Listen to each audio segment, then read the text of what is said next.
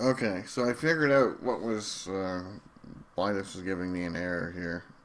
Continue is used to resume the parent loop that it was in. And since I've removed that loop structure, I'm just going to comment this out. And that should get rid of the code error. This if condition here as well. It's an AND condition. This is a function evaluation expression. So where is this function? Let's see what this translates. Basically, this is if true is true, then respond true. Otherwise, if false is true, respond false.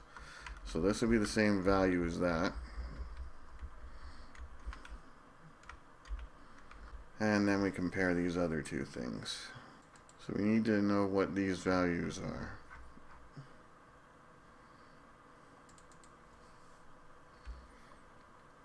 Well, this one is initially false, assigned to true within a condition. Okay, so we need to find out if this condition is ever, how does this condition execute? And I think that when I undid some stuff before, I didn't fix this back up. Okay, so this is going to loop 23 times, increasing the counter value of this. So let's change that. Everything there is replaced. Now, does that actually do anything for us? We're not actually using that value anywhere. So it's just looping through something 23 times. Alright, what about this one? Okay, more complicated one. So let's deal with this function. Well, this is clearly returning a date object. A date. So we'll do that, and then we get the date and time again after sleeping for a bit of time, and then we get the date and time again after sleeping for some time. So let's change this. I'm going to call this alpha because it's the first instance of the date and time being set. Here, get the second time 23 milliseconds later, or after sleeping 23 milliseconds. Third,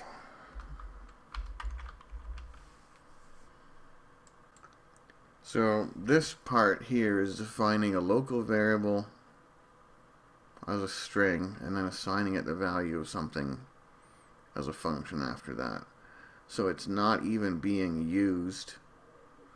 So this assignment is negligible. Its actual assignment is whatever that value is. Same with here. It's not actually being used. It's just being assigned right there.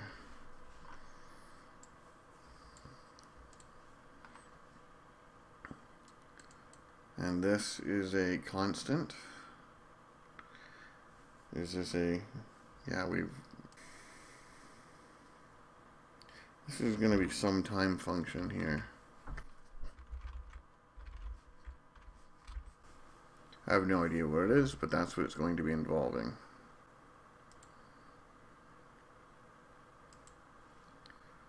Alright, so here we're going to take two different arguments and return the difference between them.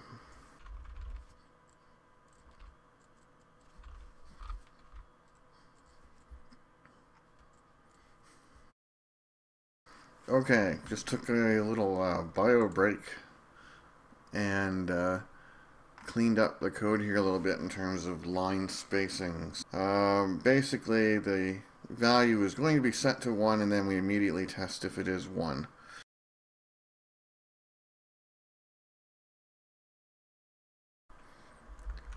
And actually, it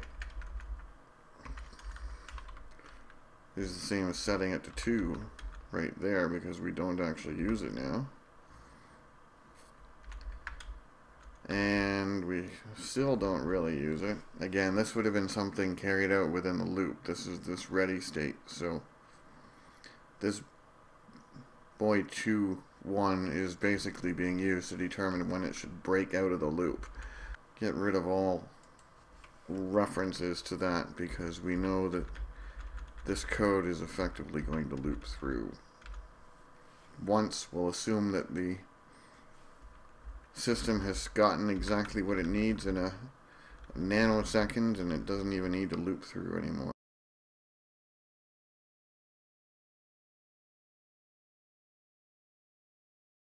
Let's just start with some things that we have no idea. I have no idea what it does. Just going to replace it, knowing it's a function. Same with here. And here. Now this is actually a void function because we're not returning anything. I'm just going to make that distinction right here. I should have actually changed the others to indicate what I was looking at. This is a Boolean function. Although it returns an integer or a Boolean, I'm not really too sure how they're going to process them there. Now, this is an interesting one. This will always return 0 regardless, but it will execute whatever the code is inside of it. So where do we use this? So we're not using it to actually do anything. That's the equivalent of a void function. Here's what I'm going to do. This code, creating some kind of scripting object from Windows.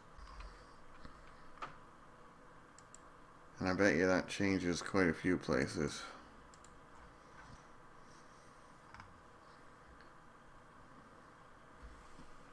Okay, that's starting to make more sense. So we're telling our scripting object to create another object, which is an Adobe, no, not an Adobe thing. It's a database stream. ADO object.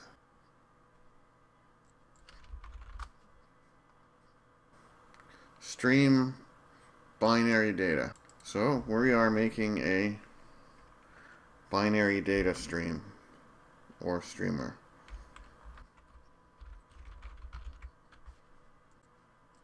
And change this one here to be streamer B because they're both going to be assigned to the streamer. Now we have things making a bit sense here. We're going to be streaming particular pieces of data. And we have a create a streamer here. So let's make this. And yeah, this is one of those ones from last time I didn't get. Alright, that's just a constant.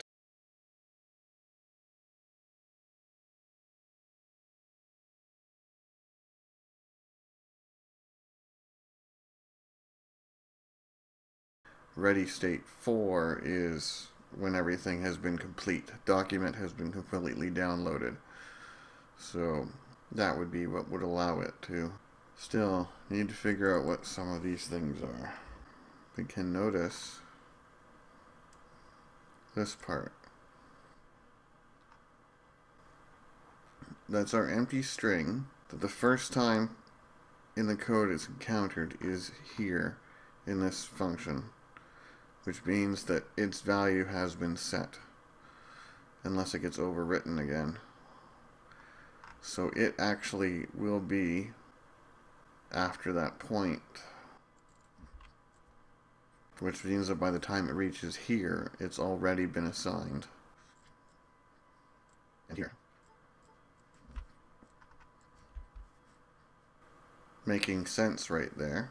Open a data stream, do some stuff with it, then close the data stream. This function here is probably telling it to save the file. So this we know is a data stream. Oops, wrong thing. The argument is a data stream object, which we save, which means that this can be renamed. Do the right thing, because, you know.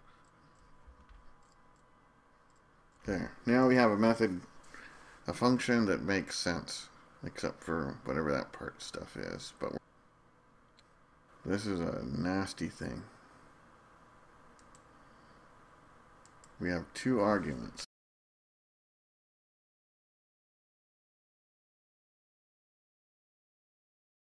How is that ternary construct in JavaScript?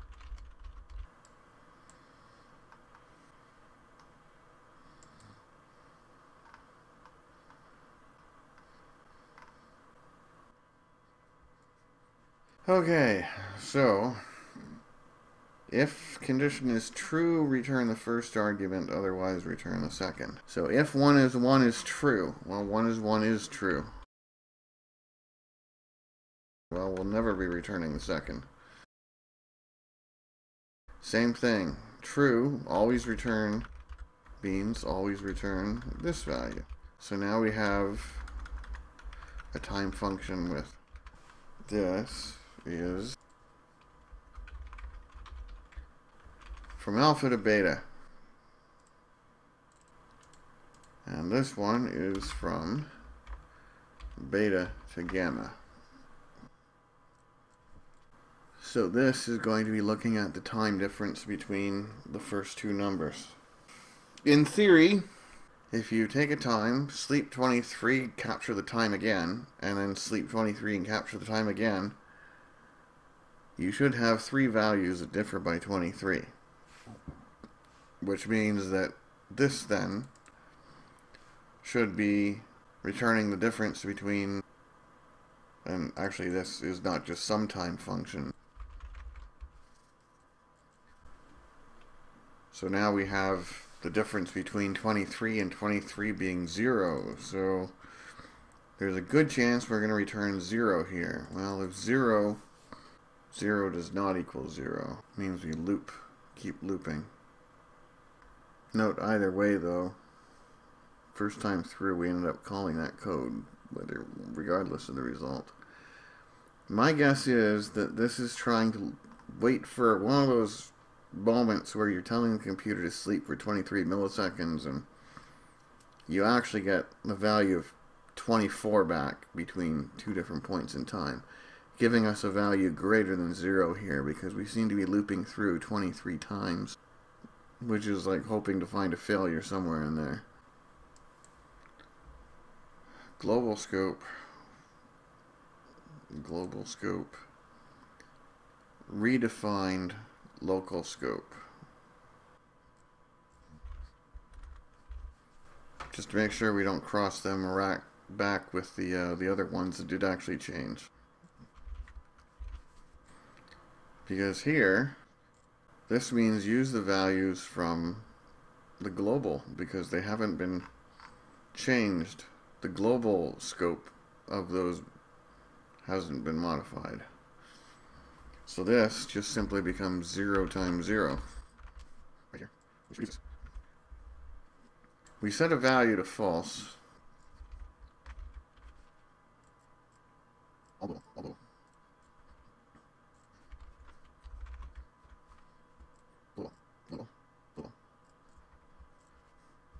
If either of these ones still remains false after going through this loop, then this code will never execute and nothing will ever happen. So they're not going to want that to not happen because all it takes is just this first one to kill the and it's over with and done with. So no code executed. So what's the sum function PQ?